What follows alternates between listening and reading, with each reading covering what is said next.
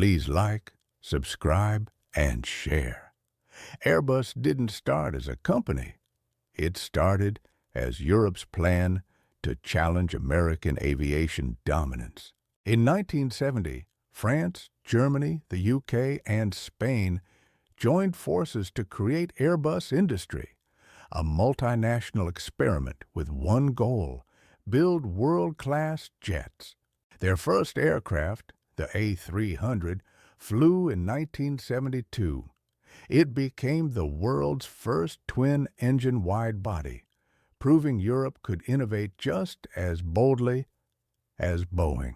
Then came the A320 in 1988, the first commercial jet with fly-by-wire.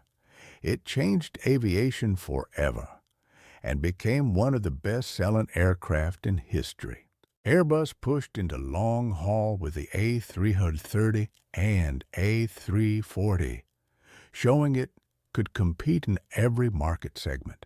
In 2005, Airbus launched the A380, the largest passenger jet ever built, a symbol of engineering ambition, even if the market shifted toward smaller jets. The A350 brought carbon fiber efficiency and cutting-edge aerodynamics, cementing Airbus as a global leader. This is the evolution of Airbus in 60 seconds. Please subscribe, like, and follow.